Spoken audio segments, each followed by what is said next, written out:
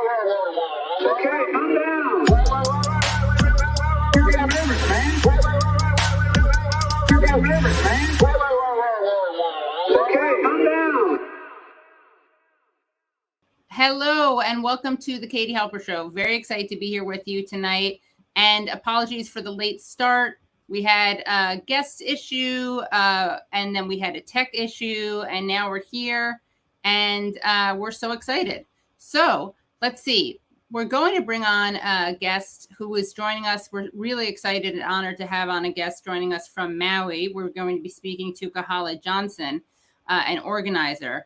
But before we do that, we're going to be going over some headlines and some stories, and we're going to be doing that with a new friend of the show, Justin Williams. I've had him on my podcast before, but this is the first time he's coming on the live stream, so I'm very excited about that. But before we start on that, please remember to like the stream, give it a thumbs up, also hit subscribe, and then hit that bell. And make sure that you, if you can, become Patreon supporters at patreon.com/The Katie Halper Show. Again, that's patreon.com/The Katie Halper Show. And we have clips for you every day of the week, and we have a live stream for you every Tuesday. So we're very excited about this. So I'm going to just bring on Justin Williams. He's my partner in crime for this week's Democracy Later, which is what I call my headlines later. They're not Democracy Now, they're Democracy Later. So let's bring on, without further ado, Justin Williams, a comedian and co-host of Fraudsters on the Last Podcast Network. Hi, Justin. Hello, Katie. Thank you for having me. Thanks for coming. Thanks for joining. It's been so long. Oh, yes. I think it was 1972, the last time I did your podcast. It may have been that long ago, yeah. But it was a good time. That was a most wonderful year. Yeah, it was that pro-Nixon podcast we were doing together. Yeah, that we started, and then we parted our ways because once the Watergate thing happened, I became that much more excited about Nixon, and you thought I was like just too into Nixon for it to be professional. Yeah. So we went our separate ways. Yeah. But finally, we're back. We're now on speaking terms again. That's good. Yeah, we've been to it after all these years, and I'm proud of us. Yeah, I'm really proud of us too. Yeah. So I'm really proud of us because we're going to be looking at some of America's greatest pieces of media. We are bringing you, the viewers and our audience, we are blessing you with some amazing clips tonight. The first one comes from an interview that Marianne Williamson did with Bill Maher. And I think you're going to really love what Bill Maher has to say. So let's watch this. This is from Bill Maher's podcast, and he's interviewing presidential candidate Marianne Williamson. And so that you are taking care of let's not pretend that we don't already have a lot of socialism. Well, we have the police department is basically socialist. Social Security? Yeah, so, which came from the Socialist Party. Okay, Medicare. But it's not Medicare for all. Unemployment. It's Medicare. It's not Medicare for all. Well, Obamacare is getting very close to Medicare for all. We still have 85 million Americans who are underinsured or uninsured, and you have to be really kind of buffered emotionally if you think 85 million people does not matter. No, I hope I'm not the straw man who thinks 85 million. Yeah, I'm not saying that you are, but I'm just saying when people say, "Oh, well, that doesn't matter." No, but I'm also saying that when you just ride around, you just see a country that does not look like it's falling apart. Bill, like, my eyes also matter. It matters. My eyes also matter. My eyes matter. Mar eyes matter. Let's do a hashtag. I like Bill Maher because he's like, he's like all, like fallacies and stuff. He's like, well, when I drive around Beverly Hills, I see a country that looks pretty happy and prosperous. Therefore, yeah. Can we take Bill Maher out after one of his sold out shows in a Rust Belt city? Well, that's basically that's what Marianne kind of alludes to in the next seconds. Let's take a look. What I read and what people tell me. It also matters that I just live in this world and I travel a lot and I'm out in the city a lot. And a lot of people are just living their best lives. And they're not all fucking rich. It's not all the top 20%. For all its horrible problems, this country still somehow, how we got through the pandemic and didn't go broke, I don't know. I mean, we probably will in the future. Maybe it's the inflation is part of that issue. But I just don't see a country where the people are just seething and unhappy when I'm out. And that has to count for something. You know where I was last night? I was speaking to teenagers on Skid Row. Do you know how many people are homeless in Los Angeles County on any given night? 70. If you go to Skid Row, you're going to. Okay. That's my point. You say you drive around, but where do you drive around? Okay. You don't drive too many miles. Of course. Why would I go to Skid Row? That's kind of my point. So you don't really. Doesn't that look like it should go into some like sitcom music, like da-na-na-na, watch they drive around Skid Row, and then it freeze frames, and then you have the credits. Yeah, it's like James Brown when he was high on PCP in that interview, and they were asking him, "Are you worried?" And he goes, "No, I'm not worried about it because nothing wrong." And it's like that's the same logic that Bill Maher has there. Same energy too. Yeah, we're gonna check what's in that blunt. Yeah, exactly. Yeah. No, I like that. I like that idea that he doesn't see people that are unhappy. Did he check out January 6th? Did you see this? Those people did not look like they were incredibly happy as they were breaching. That's actually true. Also, yeah. But he wasn't there. He's never been to a Trump rally. What does he think it is? Yeah. Like a Mamas and Papas concert at these things? Yeah. It's just like straight anger for like 3 hours in a row. It's true, yeah. And it is funny though. I think it's really funny the way he goes, "My eyes matter too." Like he gets so touchy-feely about it. Because it's the way when you're arguing a position that's not based on any evidence, right? It becomes, well, you're denying and it's like, no, that's not what we're saying. My lived experience. Like it's funny because he's so anti-woke, but he's basically using the lived experience framing to bolster his point. Yeah. Well, that's the classic thing with like Bill Maher. And it's been an interesting shift of people that were considered like bold speakers. Right. Now that they've become older and they're trying to both sides their audiences. It's a fascinating thing. So Bill Maher does this thing where he's like, I think Trump is bad, but I also don't think that everyone should be forced to undergo gender reassignment surgery like the loony left. And I'm like, that's not you can't just like make up some other thing and then make up a false equivalency. Yeah. Right. To try to make it like you're not ideological. Yes. Like you're just reasonable. You're in the reasonable center. Yes. It's the same thing Dave Chappelle has done, where he's like, I disapprove of Kanye West, but also here are some anti-Semitic conspiracy theories, so I don't lose half of that audience. Right. Yeah. That's how I see the world too, actually. It's a lot of both sidesing of the bold speakers, because everybody's just trying to keep their audience. I get it. Maybe the people don't want to be a hack or whatever on the comedic side, but that doesn't mean you do false equivalence. Like, you can still be edgy in other ways. Yes. And you can also not be like, why would I drive around homeless people? Like, I think that's an unforced error on his part. That's like Monopoly Man. Like, you are the system. Right. Don't try to pretend now that you're, the young guy on politically incorrect anymore. Right. You're like, why should I drive around homeless people? Now I have an image of him though, driving his car around Skid Row. It would be a little weird. Yeah. But there's a difference between that being weird and saying, why would I do that? Yeah. No, I would like Bill Maher to drive around Skid Row so he could, I don't know, say something Islamophobic for no reason. Oh yeah. See how that goes over? Yeah. That would be good. Yeah. Well, Bill Maher, we got Bill Maher, his podcast, we got His World, and then we got Fox News. We got some really wise words of wisdom that come from Fox News. Let's hear what Bill Hemmer of Fox News had to say the other day. Podcast, what the hell is going on with critical race theory? It was very good, very informative. Thank you, Mark. Appreciate it. Thank you, Mark. On the Princeton point here, you and I have discussed it at the college level. This is fair game. Go ahead and do it, right? I mean, I remember 20 years old going to Trier, Germany, and trying to find the home of Karl Marx because, 1848, he wrote Mein Kampf. I want to know what it was all about. So that's part of the education in America, if you so. So, I too am very curious about what Karl Marx was up to when he wrote Mein Kampf. Yes. In 1848. Well, he was also a very good singer. Karl Marx was a very good pop singer in the 1980s. He had a song called Right There Waiting. Right. Yeah. Right. Yeah, that was good. Yeah.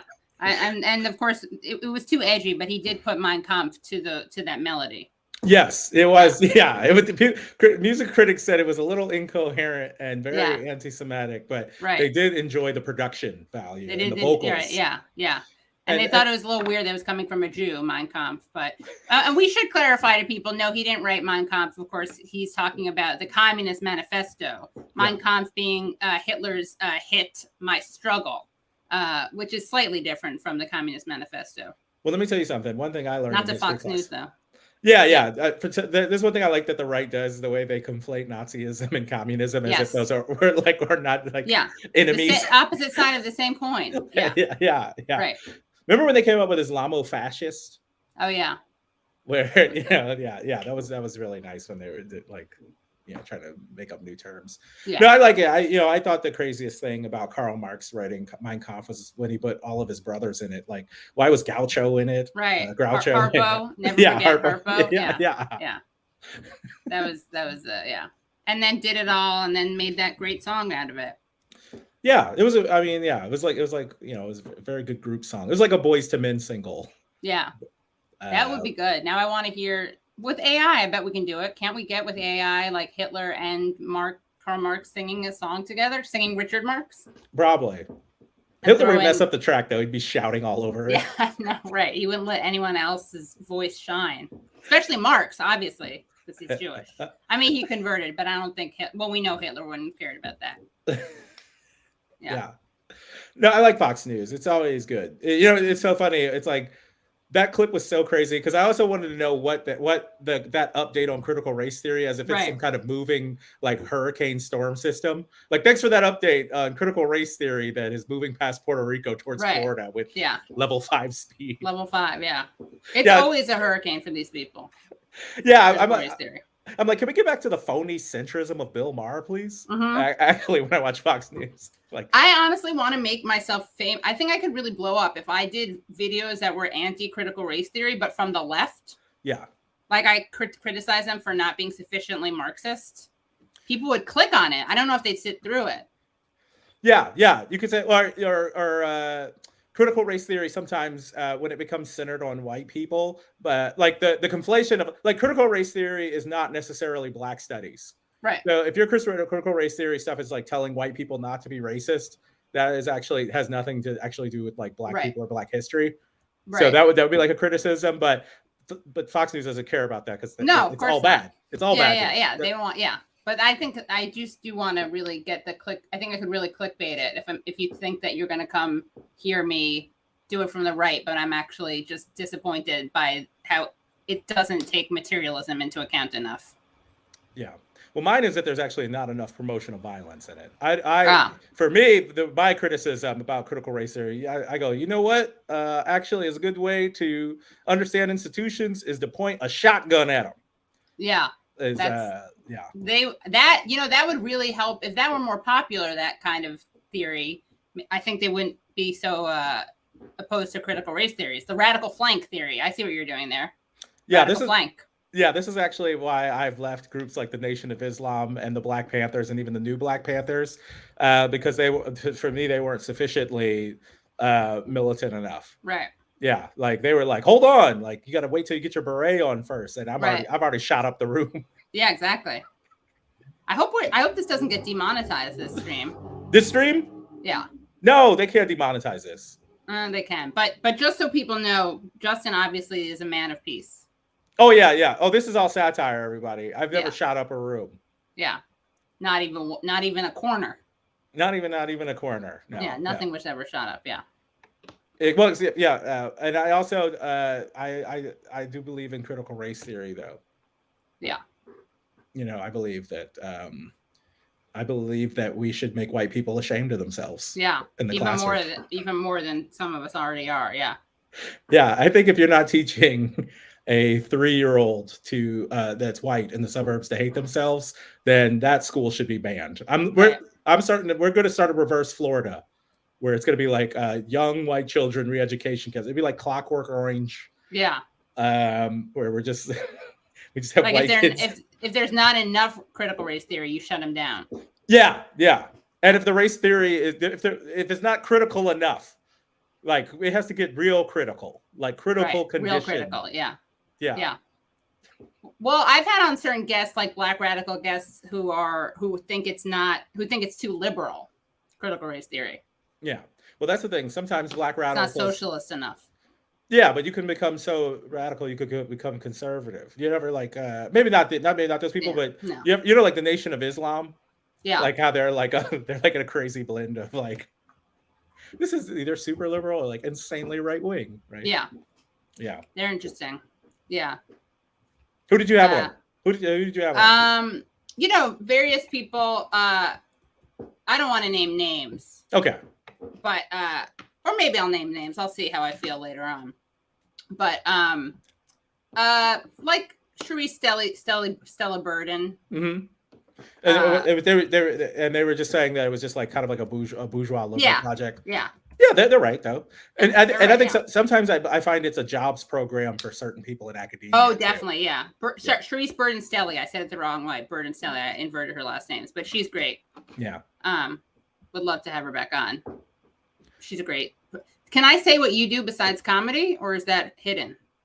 Yes, I teach history. You guys, we have on a comedian and historian. Yes. That's pretty amazing. Yes, that's why. Well, not a lot of comedians can do the Karl Marx humor. Right. That's true. You do it well. They try. If you go to your Instagram reels, it's mostly, I think, guys doing crowd work about Karl Marx these days. The kids are getting radical these days. Yes. No one wants to pay their dues though. They just like socialism, but they don't like looking at Karl Marx. Yeah, I find not being able to buy a starter house in the neighborhood you come up has been probably the best endorsement for like anti-capitalism. Yeah, I agree. Yeah, it's been great. Yeah. Well, it would be funny. It would be funny for Fox News people to confuse Hitler and Karl Marx. Which, by the way, I'm just so glad Hitler isn't around to see that. Didn't live to see that. Him being confused with Karl Marx, because he'd be very upset about that. Yeah, I can only imagine him as very upset about everything, though. Well, that is true. That is true. But what do you think that if someone was like, Eva Braun was really beautiful, would he just like scream, "Yes, she is"? Oh yeah, I wonder about the dynamics of that relationship. The History Channel got so deep into it. There was stuff about like Hitler's sex life and stuff like that too, right? Wow.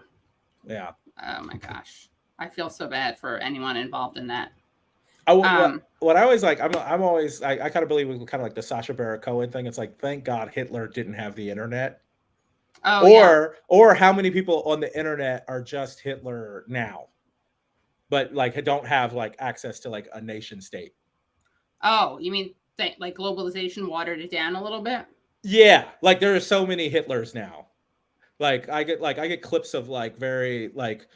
Instagram knows what upsets me, and it's like someone's literally saying something Hitler said as like a clip. Some of these like Ben Shapiro types, or these kind of people, or Thomas Sowell, the black conservative. He's not even conservative.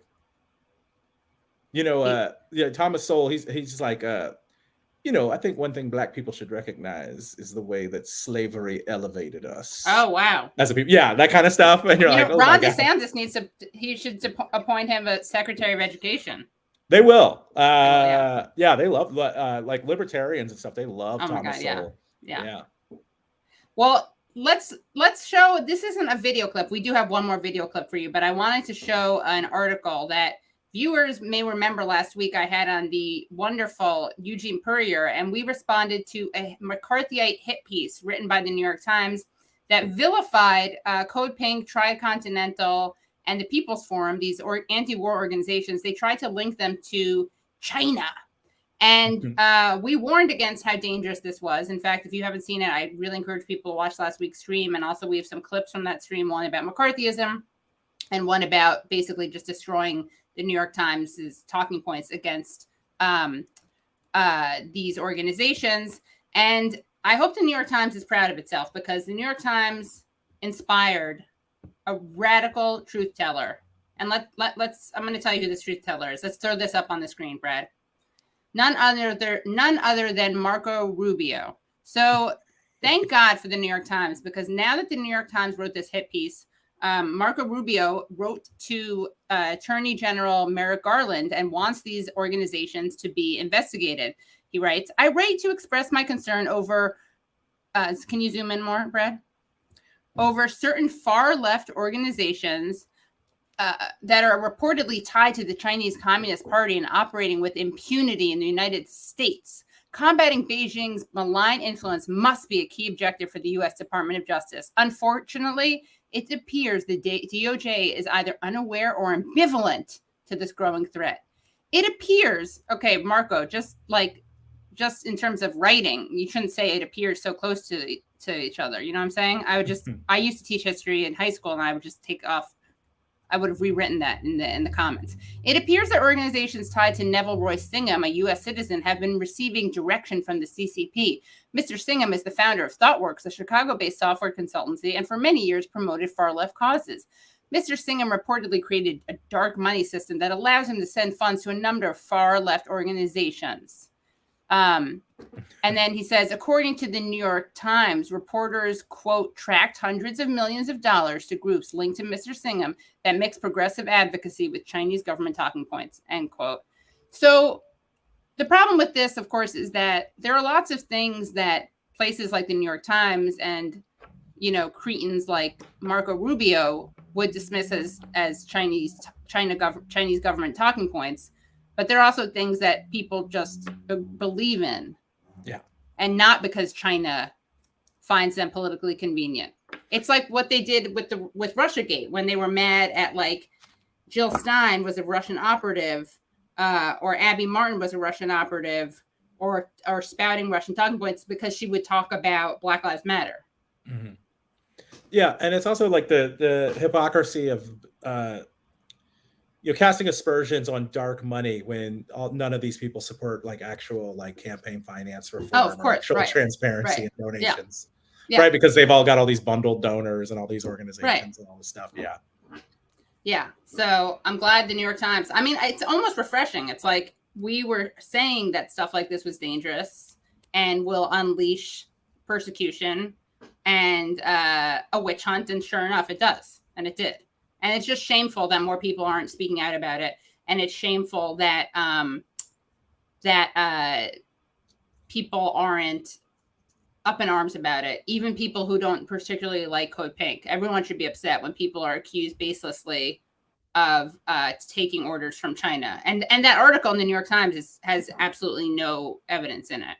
So anyway, well, okay, we have one more clip that we're going to look at, and then we're going to bring in our guests. And by the way, after this, we have two guests. I'm so excited. Not one guest, but we have two guests, and they're both from Maui, and I'm so excited about bringing them both on. So let's look at one more clip, and this is a friend of show, Eric Adams, who had some interesting things to say the other day.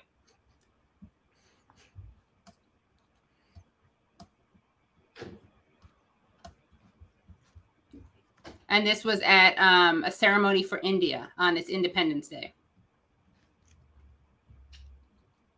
We can't hear it, Brad, which is probably better, honestly. Yeah, I'm happy to provide. If you could put it back up, I can provide what I think Eric Adams is saying. Right. Sure. Why not? Just based on. We cannot only worship Gandhi; we must practice Gandhi. We need to. That's fine, Brad. We can you hear that? Oh, we can hear it now. Yeah, we can hear it. Yeah. Okay. We cannot only worship Gandhi, we must practice Gandhi. We need to be Gandhi-like, and we need to continue the steps that he started. If we don't continue the steps, then the bullet took away the dream and the vision of Gandhi. Dr. King continued those steps. We must continue those steps. So I'm Gandhi-like. I think like Gandhi. I act like Gandhi. I want to be like Gandhi. And no matter what we do today, raising the flag today is only a symbol of what this great community has offered, not only to New York. Go read the Vedic. Go read your early writings. Go read your early thoughts on science. And so the rich tradition of the Indian community, I want it to be the modern-day Ramayana, and say that we can lead against the forces of evil and take us to the next direction on who we are. So I am happy to be here to raise your flag. So that's it. He is like Gandhi. He is Gandhi-esque. He acts like Gandhi. Yes, he does. I always get Eric Adams confused actually with Mahatma Gandhi. Me too. So every time I'm seeing him, I'm so happy that he's alive because I thought we lost him. Yeah. I also think he looks really chubby. Yeah. You know, Mahatma Gandhi also had an apartment in Fort Lee, New Jersey as well. I didn't. Oh, I'm so dumb. I'm so gullible. I literally believed you for a second. I can't believe that. It's so embarrassing. No, Eric Adams. I like Eric Adams because he any other time I hear a soundbite from him, it's not clear whether he's mayor of New York City or running for senator of Alabama. Like it's always like Eric Adams said the worst thing that ever happened to society was taking prayer out of the schools. You're like, where does this guy think he's mayor? Yeah, it is very weird. Yeah, it's kind of he's a little. And then why does he lie about certain things? Like he lies that he's a vegan. Yeah, like you don't have to lie about that. Like you don't have to pretend to be a vegan to get the vote. I also like not knowing the nuances of Indian Americans, right? He's like, we must be like Gandhi and embrace all these things, right? And it's like, I got some bad news for you. A lot of people in that audience probably voted for Modi. Yeah, and Modi's not a big Gandhi fan. Yeah, like a significant portion of the Indian diaspora in the United States really supports like Hindu nationalism. But God bless him. Now he was right that Gandhi.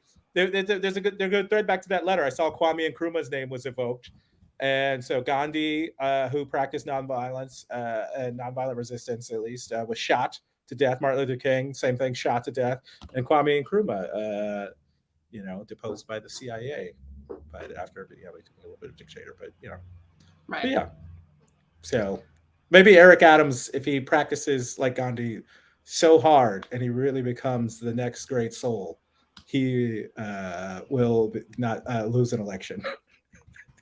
That would be amazing. Maybe he could start doing some weaving. I don't know what he's going to do. Set up a loom. He likes hip hop a lot. That makes him cool, right? He does. Yeah. It's 50. Yeah. Are you? Do you like 50-year-old rappers? Who's your favorite rapper, Katie? My favorite living rapper, as Kamala Harris said, is Tupac Shakur. She said something ridiculous like that. Like she gave the wrong. She said something about when she listened to him that made it very clear she wasn't listening to him because he wasn't around then or something. Mm-hmm. I don't know, who's your favorite rapper of all time? I like you're kind of wearing it on your sleeve. Yeah, various members of the Wu-Tang Clan. Yeah. It's very great. But, hip hop is 50, so it's kind of weird watching my favorite rappers now. They all put on their reading glasses before they freestyle. Yeah, right. That's always a good sign. Yeah. I like it. I spoke, who I'm very sad about, and I spoke about this a couple episodes ago, and I'm going to speak about her more detail because I'm reading her memoirs. Actually, I'm listening to her memoirs, Sinead O'Connor. Yeah. But she was a big rap ally. They didn't televise the rap category in the Grammys in the 80s. And so Public Enemy refused to show up. She did show up and she performed, but she had Public Enemy logo shaved and dyed into her shaved head. I like Sinead O'Connor because she's on the right side of history on like everything she ever did. Yeah, she is. She was. It's so sad that she died. I'm really sad, but I really do recommend her book, Rememberings. It's a great book. I'll tell you and get it on Audible because you can hear her saying it. Yeah. I'll tell you what does not age well was Joe Pesci's opening monologue. Oh my God. Okay. We're going to talk about this on another show. I'm going to do, we'll bring you back to go over it with me because I actually have that. I have a document where I compile all those things. Yeah.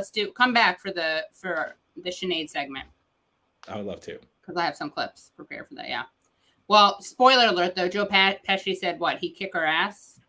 He would give her such a smack. Yeah, he said this after she ripped up the picture of the Pope on Saturday Night Live. When he was on Saturday Night Live the next week, he said that. Yeah. This is one of those things when people talk about like woke culture, and stuff like that. It's like what are you talking about going back to when a woman speaks out against a major scandal in the Catholic Church? Yeah. A man says he's going to smack her on television. It's like that. Yeah. Is that wokeness or just like not being barbaric? That's the norm, right? Yeah, exactly. Yeah. Well, Justin, where can people find you? You can go to my website, justinwilliamscomedy.com, and if you send me an email, I'll come to your house. Great. Dressed up as what? Whatever you want. All right. But included in the email. Yeah, including the email. He can't read your mind. All right. Bye, Justin. Thank you so much. Thanks, Katie. So good to see you again. You too. See you soon. Bye. That was so much fun. That was the wonderful Justin Williams. How many comedians / historians do you know out there? He's definitely in my top 5 favorite comedian historians. But we're going to keep the show going. If you haven't already liked the show, please give it a like, give it a thumbs up. Also, please become Patreon supporters if you can at patreon.com/The Katie Halper Show. Again, that's patreon.com/The Katie Halper Show. If you give just $1 a month, that helps the show happen. If you give $5 a month, that helps the show happen and gives you access to almost twice as much content, because every week we bring you Patreon-only interviews, extended interviews, and bonus interviews. So shifting gears, this is a lot more obviously solemn topic than what we were talking about, but I'm really honored and moved to have on 2 guests joining us to talk about Maui. Kaniela Ing is a former member of the Hawaii House of Representatives representing Maui. Currently, he's National Director of the Green New Deal Network. And Kahala Johnson is a Hawaiian-Filipinx organizer from Maui and a Kiai of Haleakala and Mauna Kea. So please welcome Kaniela and Kahala. Hi, thank you so much for joining. Aloha. And Kaniela, I believe you just got off of a flight, so you're joining us from a rental car. From rental car. I just got in here. Yeah. So thank you so much. Do you guys know each other from activism? Yeah. Okay. Yeah. Cool. Yeah. Nice.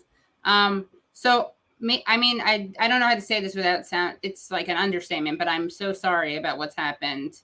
It's heartbreaking and it's infuriating. I guess to start off, can you share what your experiences have been, what your relationship is to Maui? Aloha. My name is Kahala. My family is from the west side of Maui and Waiehu. I'm currently on the island of Oahu for school, studying political science. Like was mentioned before, I'm a Kiai, or a protector, activist for Haleakala, which is one of our sacred mountains. We defended that in 2015 against the Daniel K. Inouye telescope. And in 2019, I also stood with protectors on Mauna Kea to protect that mountain from the 30-meter telescope, which is an ongoing struggle. I'm currently organizing with the Mauna Medic Hui, which is managed and organized by Noelani Ahia, currently at Lahaina. Yeah, and I'm Kaniela Ing. You mentioned that I represented Maui in the legislature, but I was also born and raised there. I'm Kanaka Maoli, come from 7 generations. So yeah, it was a harrowing week. It's unclear what the death toll is going to be. It's at 100 now. It could double or triple as they actually start really looking through the homes. It's only like a quarter of the way there. Initially, all the people I texted were fine, but as I'm going through Facebook and like thinking about my friends from church and sports and middle school, you're realizing like, yeah, there's still people missing. So I think anyone who's from Maui has like a really deep connection, and they probably know somebody, because only like a few folks have actually been identified. So it's like, how do we navigate this like initial trauma, grieve and heal, but also fend off the disaster capitalists and vultures that are circulating Lahaina right now. Right. So let's talk about that. Well, before we move on though, are there any stories you want to share about people, and any experiences that you feel like it's important to share? Either one of you? Yeah, thanks, Kaniela. It is really harrowing and tragic right now. Working with the Mauna Medics, Hui, which is a group that's managed to get close to ground zero. No one's really allowed in except for emergency responders.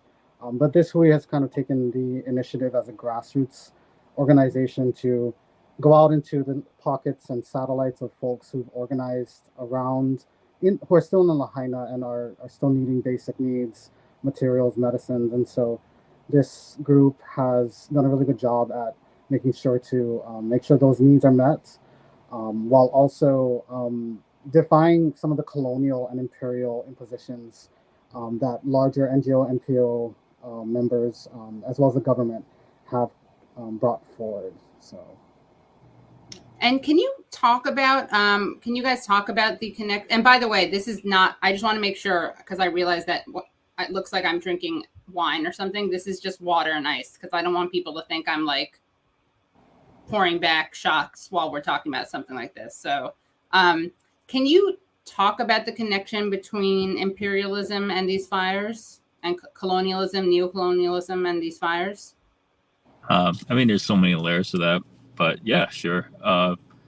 Lahaina was not always a tinderbox. It was a lush wetland with, that was a birthing place of aquaculture, what the Westerners are discovering now. So there was, you could actually like have a boat circulate the Waiola Church, which was a very famous church that was a resting place for a lot of our ali'i, our chiefs that that burnt down with the fire. And it was in the turn of the 20th century where sugar barons diverted water illicitly to irrigate their monocrops on stolen land. So if it weren't for that initial sin, this fire probably would not have happened. They also introduced native grass, and there's also this way of extractive living that has sent a blanket of pollution up into the sky that has overheated our earth, caused the winds to get warmer and therefore faster, and that's also a colonial force that sent Lahaina town ablaze. And finally, there's a utility that in a town that's $1.3 million, that has $1.3 million median homes, generally the power lines are buried. These were wooden and not maintained for decades, despite us having the highest, a higher cost of monthly utility bills than anywhere across America. The second highest is half as much as Hawaii. My house pays $600 a month for insurance. They brag about their record profits, yet they allow their power lines to just fall like this. And I think the through line between those three things is corporate greed. And all three of these institutions, like the fossil fuel industry in Hawaii, the corporate utility, and the people who stole our water, they're all legacies of the big five missionary families, original oligarchs of Hawaii, and they persist today. And can you talk about who these big five are?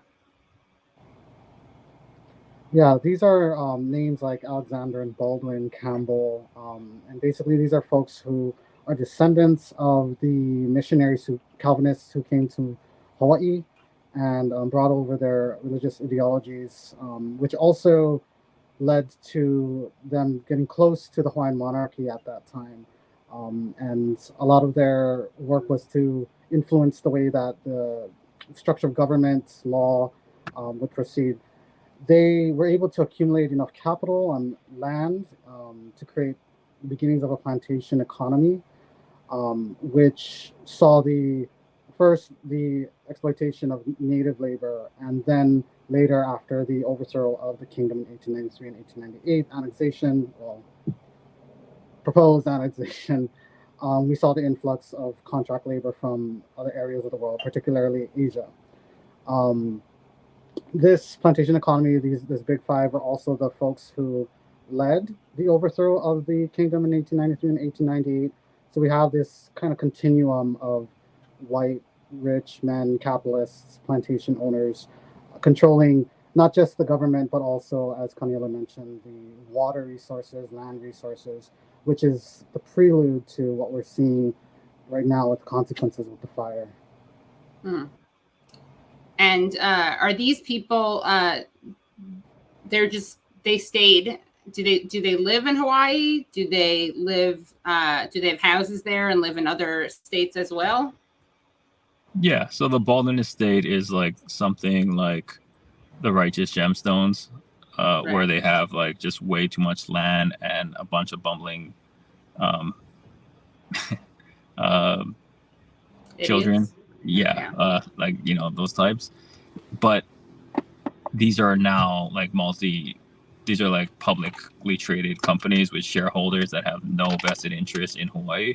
So like Alexander and Baldwin, for example, is the largest landowner on Maui and one of the top political contributors today. So they still have that oligarchical grasp on local society here. And they were in the agriculture business. So all the sugarcane that Maui was famous for throughout my entire lifetime growing up was essentially under their control. And they knew it wasn't profitable, but they kept it in sugar because they got the agriculture tax breaks as just to hold on to the land and let it appreciate and not develop it for the people. Once, of course, I grew up in an environmental justice community where it would rain sugarcane ash on me. We all got asthma. A bunch of activists stood up and didn't want cane burning. And then, of course, the company pitted the union, the workers, against that community. So as soon as sugar went under, they blamed it on the activists, right? So it's like that kind of division that they sow in our community for has been just like, it's just the same playbook since not just before statehood, but before territorial days.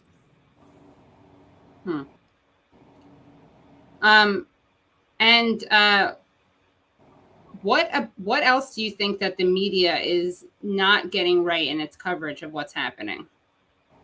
Either distorting or omitting? I think there's a lot of erasure, particularly with Native narratives, Kanaka Maoli narratives. What I see a lot, you know, it's difficult for me. Just as a Kanaka, as a human being, I know there's a lot of grief and tragedy that's going on right now, and there's a lot of trauma, as Kaniela mentioned. And at the same time, I also know that a lot of times with these kinds of crises, we forget about the crises that was already happening prior to this occurrence. So my parents are houseless. They were houseless during COVID. And during that experience, there was a lot of anti-houseless things that we had to deal with, a lot of, you know, poverty shaming and whatnot. And then this event occurs and it affects so many people from all sorts of walks of life, not just Kanaka. However, I guess the social infrastructure, the media infrastructure that was already stigmatizing houseless folks, who are majority % of Kanaka Maoli, Hawaiians, that kind of erasure and that kind of stigma continues. And so we're seeing this lack, I would say, particularly for the local news media outlets, of narratives that center how this fire, how this disaster is connected to all the things that we talked about right now.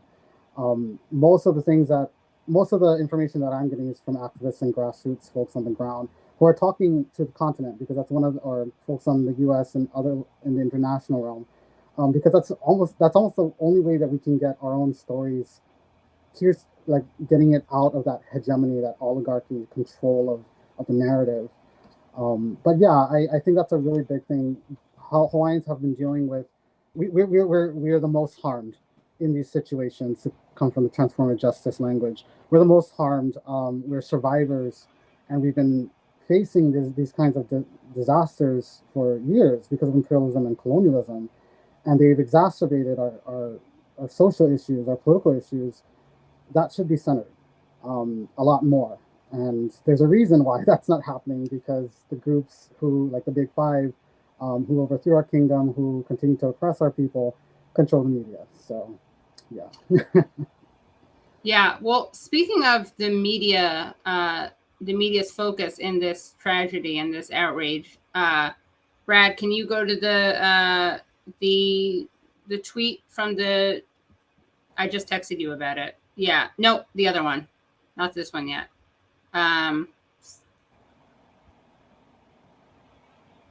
This is a tweet from someone who's a New York Times journalist who tweeted, on Friday, Alicia Stratton searched desperately through the wreckage of her Lahaina home for the Rolex watch her parents gave her when she graduated college. Suddenly, her fiancé pulled it from the ashes. You found it, she said, choking up. It was damaged, but still legible. So, Kaniela, you expressed some frustration with that tweet. I believe you tweeted in response to that, there are Kanaka Maoli bodies in that wreckage. How dare you post this? So can you explain your frustration with that tweet?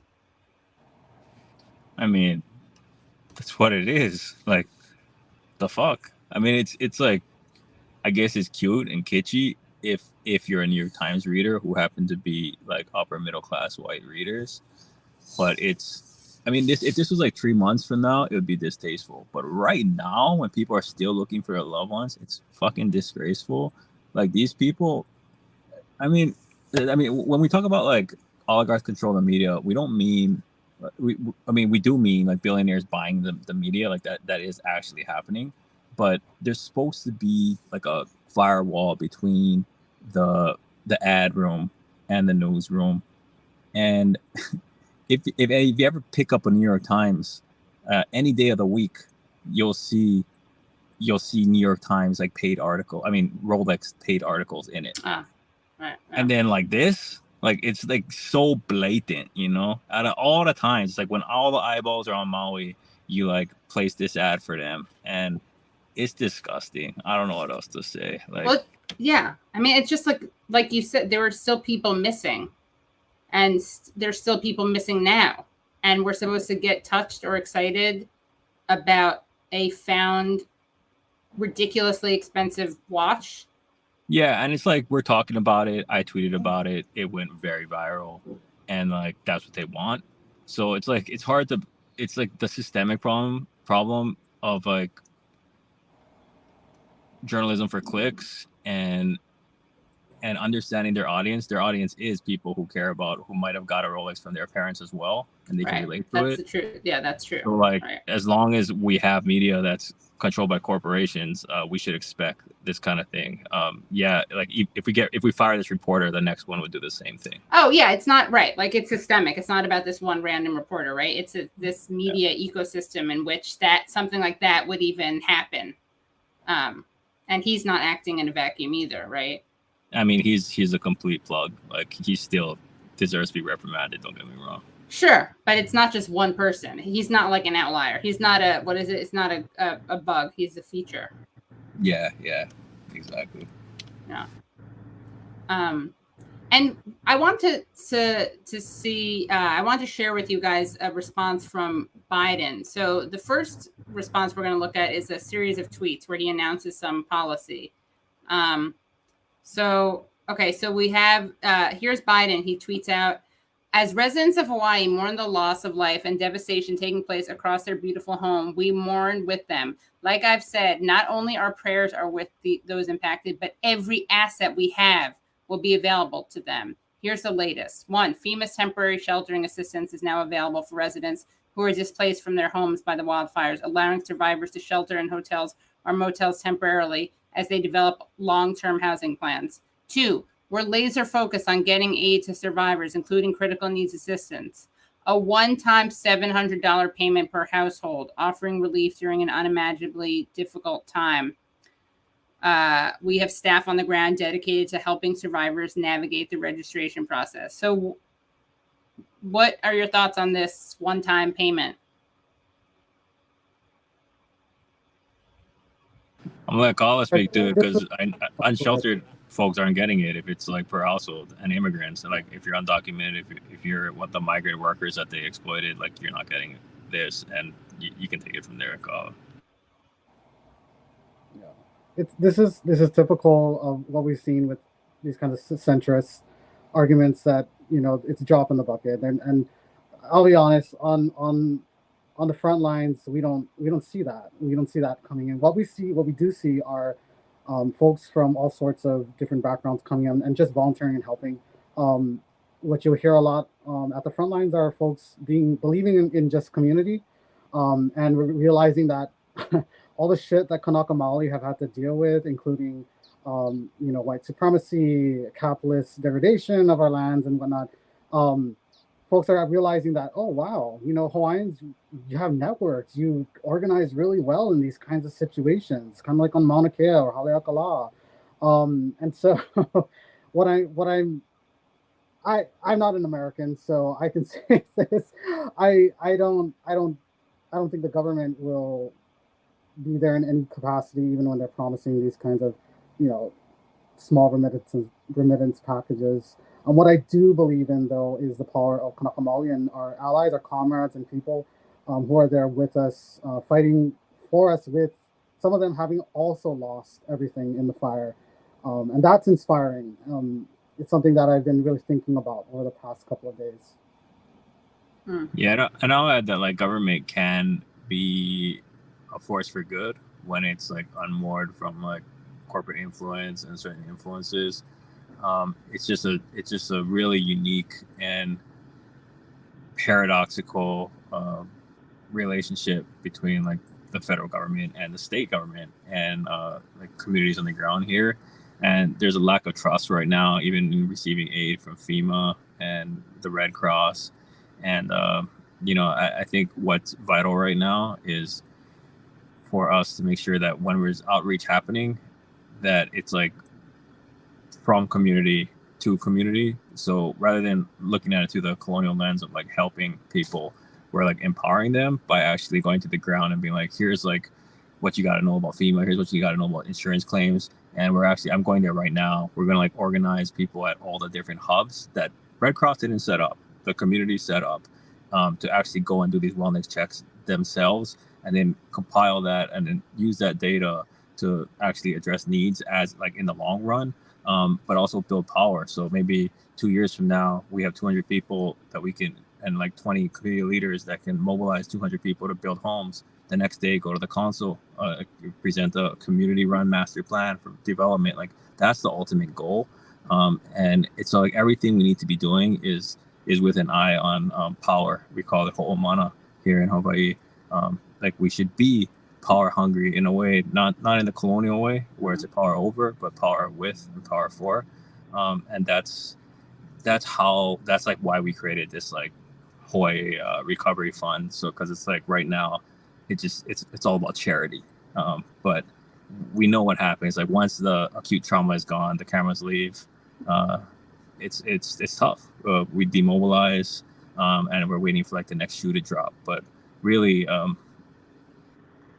we are the purveyors of a better world, and we gotta. It's like to hit that light switch, and especially in like a low income person or like a Kanaka Maui's mind when you've been told your whole life that you're not good enough, to be like, okay, you'll protect your community, but can you actually have your hands on levers of power? Like to get them there is hard. Like that's the soup to nuts organizing that we're charged to do in this moment. And I want to see you to show you a clip of Biden to get your reaction to this, where he's talking about declaring our climate emergency. Called climate change a code red for humanity. The World Health Organization said it will cause an additional 250,000 deaths a year starting in 2030. Are you prepared to declare a national emergency with respect to climate change? We've already done that. We've conserved more land. We've we've rejoined the Paris Climate Accord. We've passed a $368 billion climate control facility. We're moving. It is the existential threat to humanity. So you've already declared that national emergency? Practically speaking, yes. Yeah.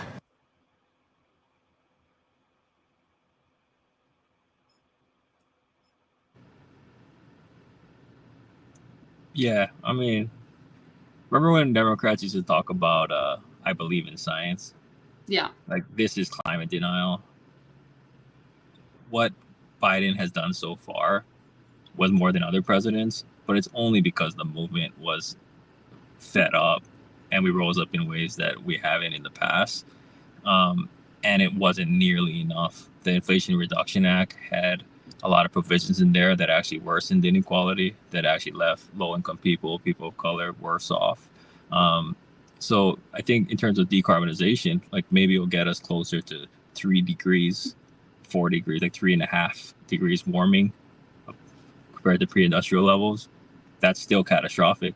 That's still the threat of a kid that's behind me. When he's my age, he might not have running water.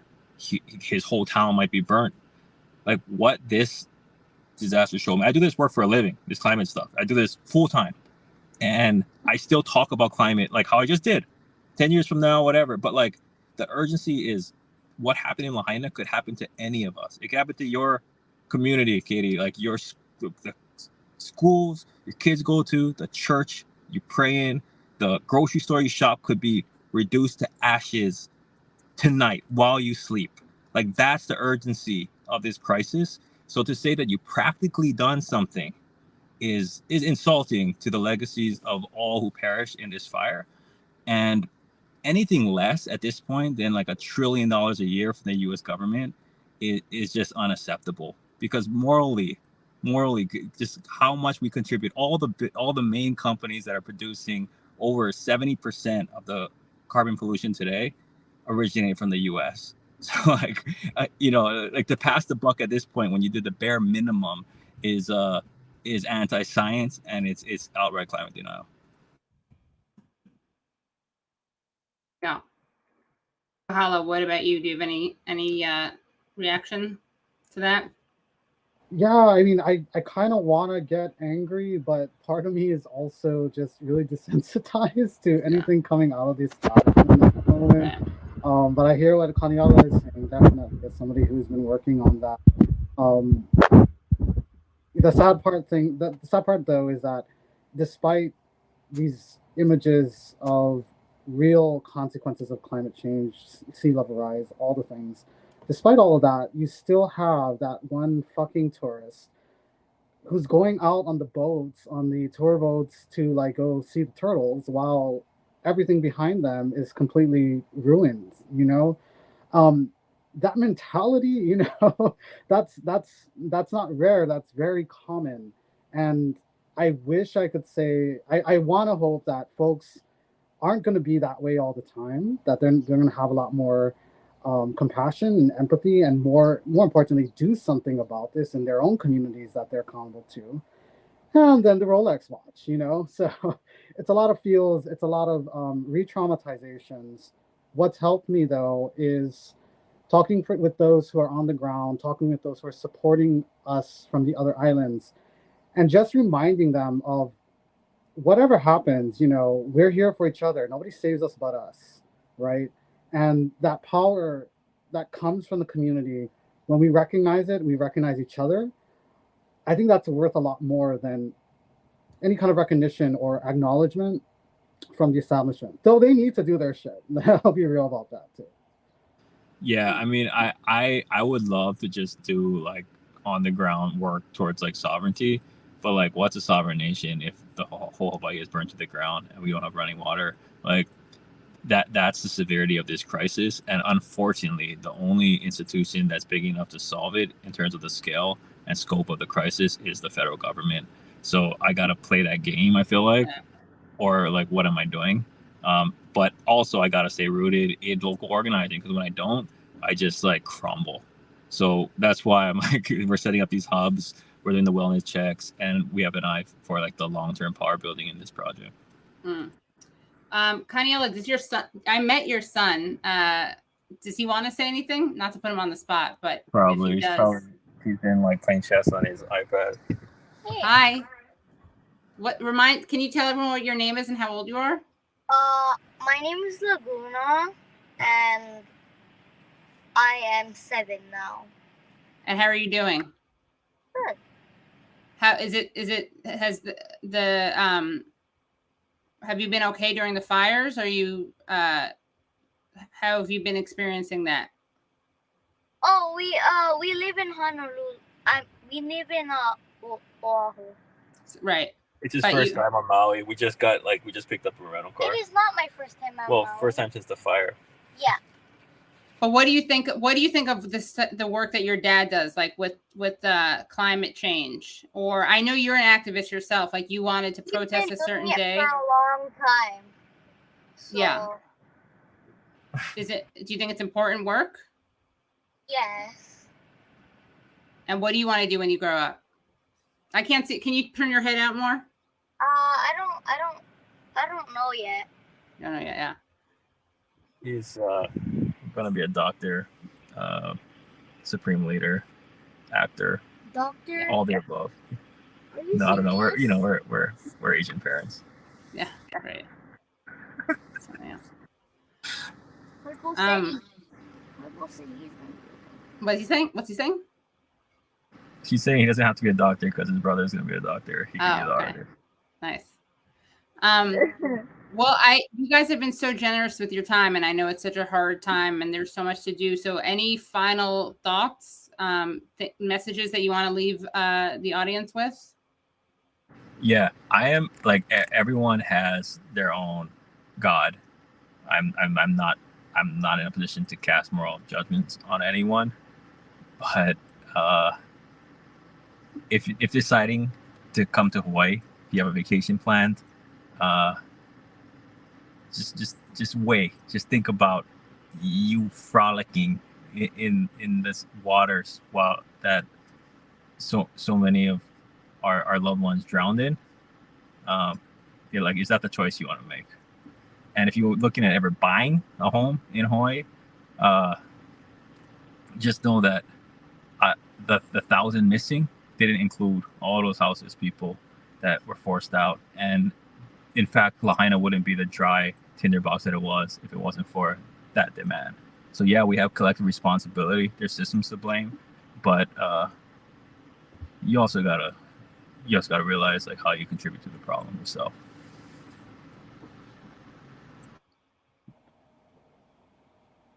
Oh, love the solidarity on the screen.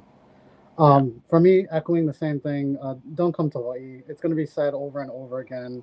And Kanaka Maoli will continue to educate, but at a certain point in time, you're going to have to take accountability for that decision.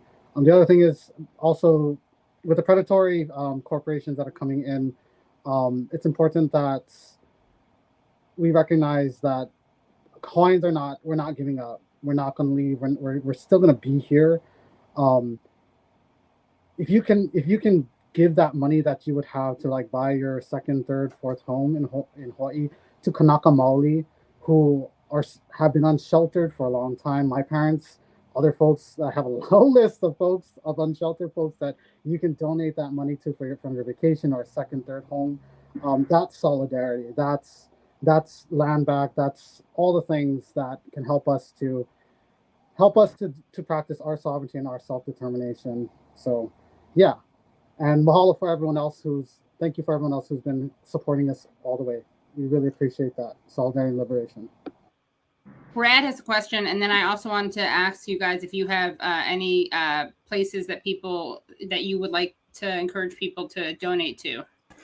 Yeah, I have two. So one is directly to families via Venmo and GoFundMe. That's the best way. Venmo is preferred. When I'm talking to survivors, that's like their main request, because the other funds, like there are funds that have raised $18 million.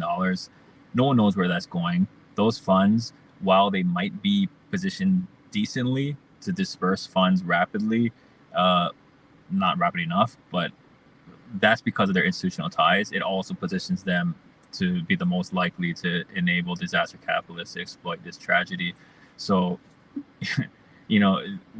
we created Maui Just Recovery, understanding that we got all the most accountable, rooted organizations together, and it's a C3 and a C4. And coming into this conversation, you two are having a conversation around like, which ones out of like nonprofits, all the things that like Haunani K. Trask did or like Martin Luther King did in the civil rights movement would be illegal today.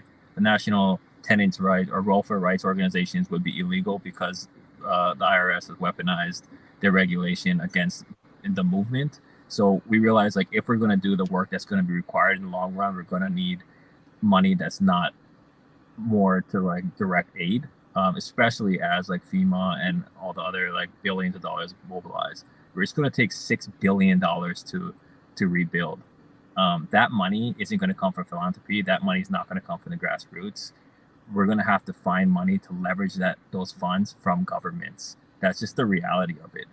Whether it's unfortunate, and if we're not doing it, then the disaster capitalists are. Those and the same oligarchical families are. So that's why we created the Maui Just Recovery Fund. It's mauirecoveryfund.org. But I encourage folks to give first off to the families directly with Venmo, but understanding that this is going to be years and years of fighting in order to have a just recovery. And Kahala, do you have any places that you want to encourage people to give to? Yeah, again, like what Kaniela said, directly to the families will be the most important. The group that I'm working with, the Mauna Medics, Healers Hui on Maui, who's currently being organized by Noelania here, that's also a really good on-the-ground grassroots initiative. And just to kind of echo again, like this stuff is going to take years, and it's also going to be really messy. So there are some things that, in terms of like finances, that we're going to have to really get into place. But yeah, those two. Keomoku Kapu is also another person on Naikane. They lost a really important cultural center in Lahaina to the fires.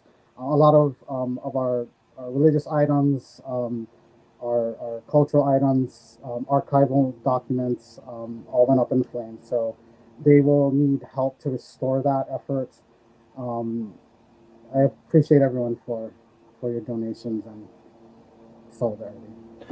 And one second, sorry. And Healani, I believe, is working with one of those organizations, right, that you just mentioned. So I'll make sure to put those links that you mentioned in the description. We also have this image, and people can also scan this QR code, but as Katie just said, it'll be in the description as well. I just had a really quick question. We lost Kaniela.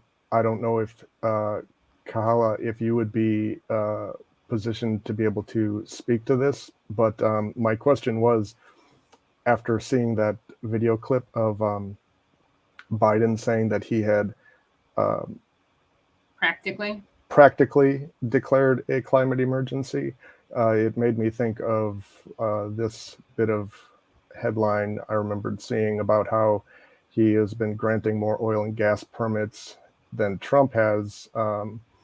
But it also made me think, and this was, maybe you can speak to this, if not, it's okay, that I believe, technically speaking, practically declaring a climate emergency is very, very, very different than actually creating it, declaring that emergency, particularly because were he to actually declare a climate emergency, that would then open up a trove of tools and options at his disposal that practically declaring it does not afford him. Yeah, no, I agree. And I also want to say, like, Black and Indigenous people of color, we are the climate emergency. We're the evidence of what's going on. And, you know, send that money. I believe that that's reparations. That's part of accountability. It's the least that our currently occupying governments could do for us, as well as our brothers and sisters and family out in the Pacific who are also experiencing this kind of disaster. In Guam, for example, there's still relief efforts from the hurricanes that have hit that area. So yeah, I really hope that this body and the body of my other family members is enough of a reason to get governments to be accountable. So. Right. Well, I'll get out of here, but thank you so much, Kahala. Yeah, thank you so much. I guess we lost Kaniela, but thank you so much, Kahala, and we'd love to have you back on because I feel like we just scratched the surface. Thank you so much, Katie. Mahalo. Yes. And of course, you know, you and your family and friends are in my thoughts, and I hope everyone you know is safe. Mahalo. Thank you so much. Thank you so much. Bye. Well, thank you guys so much for tuning in, and thank you so much to these guests. This was really, really important, I think, and really informative and a really moving discussion. So sorry we started late, but those guests were great. I'm very grateful to them. And if you can become Patreon supporters, do that. Also, you can, of course, it would be great to donate to those causes. I'll put the links in the chat, in the description. And I will see you next week. And I don't want to make any of this. Well, you know what? I'll make maybe the opening will be Patreon only, because I don't want to make any of the. What do you think, Brad? Brad, come back on. Let's talk about this.